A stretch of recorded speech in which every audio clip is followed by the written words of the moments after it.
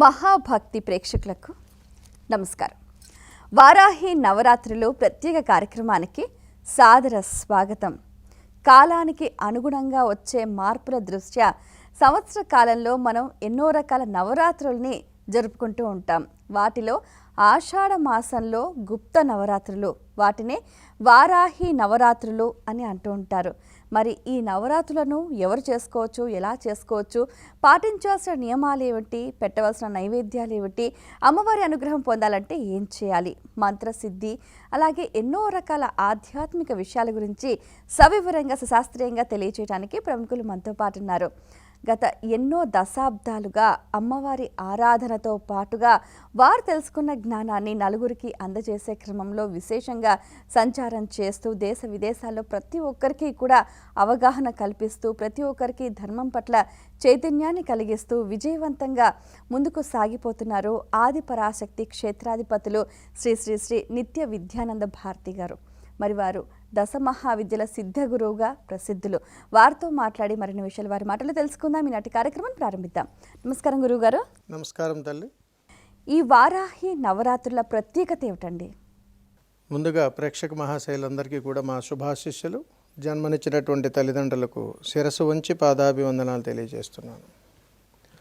వారాహి అమ్మవారు ఈ మధ్యకాలంలో విస్తృతంగా వినపడుతున్నటువంటి విశేషమైనటువంటి అమ్మవారి పేర్లలో ఏదైనా ఒక నామధేయం ఉన్నది అని అంటే అది వారాహి అమ్మవారి. అసలు ఎప్పుడూ కూడా వారాహి అమ్మవారి యొక్క నామము ఈ మధ్యకాలంలోనే విరివిరిగా వినటము, అక్కడక్కడ పీఠాలు నెలకొల్పడము, రకరకాలుగా అమ్మవారి యొక్క విశేషమైనటువంటి ఆదరణతో కూడుకున్నటువంటి పూజాది క్రతువుల్లో విశేషంగా జనాల యొక్క ఆదరణ పొందటము, అమ్మవారి యొక్క కృపాకటాక్షాలు ఎల్లవేళలా అందరి మీద సంపూర్ణంగా ఉండడము, ఇదంతా కూడా ఈ మధ్యకాలంలో చాలా అద్భుతంగా జరుగుతూనే ఉంది. పూర్వకాలంలో అసలు వారాహి దేవత అంటే కూడా ఎవరికి తెలియదు అసలు. అవును తల్లి. ఈ వారాహి అమ్మవారి యొక్క నవరాత్రులు, వీటి కోసం అమ్మవారి యొక్క విశేషము, వీటి గురించి మనం తెలుసుకోవాలి అని అంటే ప్రజలు కానీ ఆలయ నిర్వాహకులు కానీ చాలా విశేషంగా తెలుసుకోవాల్సినటువంటి ఒక అద్భుతీయమైనటువంటి రహస్యంతో కూడుకున్నటువంటి విధానాలు దీంట్లో ఉన్నాయి.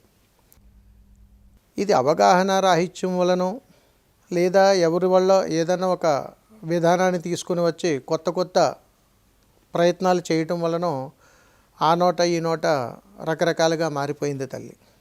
ఒకప్పుడు కూడా ఎందుకు ఇంత విధానాలు లేవు అనంటే అమ్మవారి విధానాలలో తాంత్రిక దేవతలు వీటిని గుప్త దేవతలుగా కొలుస్తారు తల్లి.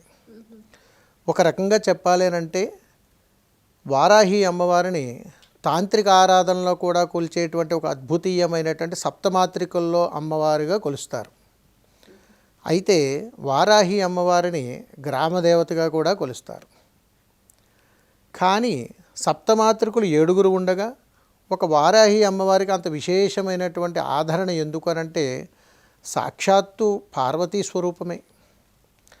అలాంటి అద్భుతీయమైనటువంటి అమ్మవారి యొక్క ఉగ్ర రూపాన్ని చాలా శోభాయమానంగా మనకు దర్శనమిచ్చేటువంటి రూపం వారాహి అమ్మవారి రూపం. వాస్తవికంగా మనం వారాహి అమ్మవారు అని అంటాం, కానీ అమ్మవారి ఉగ్రవారాహి అమ్మవారుగా కొలుస్తారు.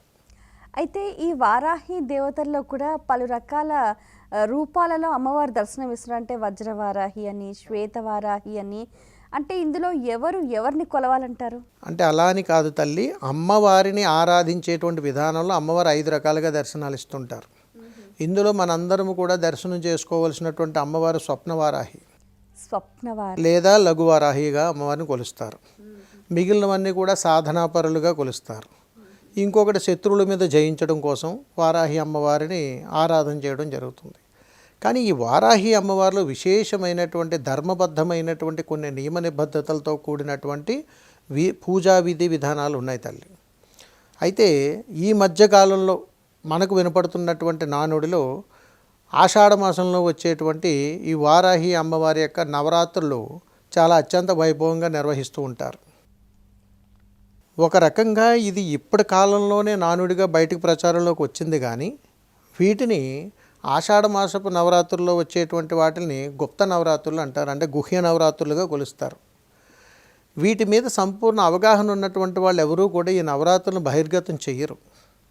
దీనికి చాలా విశేషమైనటువంటి సమయము, విశేషమైనటువంటి ఆదరణ, విశేషమైనటువంటి అలంకరణ, విశేషమైనటువంటి ధూపదీప నైవేద్యాలు, విశేషమైనటువంటి అలంకరణతో కూడుకున్నటువంటి అమ్మవారిని దర్శించుకోవడానికి అనువైనటువంటి సమయము, ఇవన్నీ కూడా చాలా అద్భుతంగా ఉంటాయి. ఎందుకంటే దశమహావిద్యల్లో అనేక రూపాలలో అమ్మవారిని ఆరాధన చేస్తున్నటువంటి ఒకానొక సందర్భంలో కూడా వారాహి తంత్రం చేయాల్సి వస్తుంటుంది. అలాంటి సందర్భంలో తాంత్రిక ఆరాధనకు అమ్మవారి యొక్క శక్తి అవసరమైనప్పుడు ఈ వారాహి అమ్మవారి యొక్క అనుగ్రహాన్ని పొందడం కోసం అమ్మవారి యొక్క వారాహి తంత్రాన్ని ప్రయోగం చేయవలసి వస్తూ ఉంటుంది. కానీ మనం ఏం చేస్తాము అని అంటే, తెలిసి తెలియనటువంటి అవగాహనతోటి దేవీ దేవతల యొక్క అనుగ్రహాన్ని ఎప్పుడు కూడా ఆనందమయంగానే స్వీకరిస్తూ ఉన్నా కానీ తెలియనటువంటి ఒక చిన్నపాటి పొరపాట్ల వల్ల చక్కగా వచ్చేటువంటి అనుగ్రహానికి కాస్త చేరువుగా వచ్చి దూరం అయిపోతూ ఉంటాం. అందుకని ఇది మనం కాస్త తెలుసుకోగలిగి ఒక అడుగు ముందుకు వేయగలిగితే ఆ తల్లి యొక్క అనుగ్రహం సంపూర్ణంగా ఎప్పుడు ఉంటుంది తల్లి. ఇందులో తల్లి వారాహి అనుగ్రహంలో మనసు పెట్టి అమ్మవారిని తదేకంగా చెయ్యవలసినటువంటి రీతిలో ఏదైనా కానీ ఒక్కరోజు చేసినా తిరుగులేనటువంటి జీవితాన్ని ఆ తల్లి ప్రసాదిస్తుంది. వారాహి అమ్మవారిలో ముఖ్యంగా శత్రు సంహారమే, ఇందులో వేరేది ఇంకొకటి లేదు తల్లి. అలాంటి అద్భుతీయమైనటువంటి అనుగ్రహం ఈ వారాహి అమ్మవారిలో ఉంటుంది.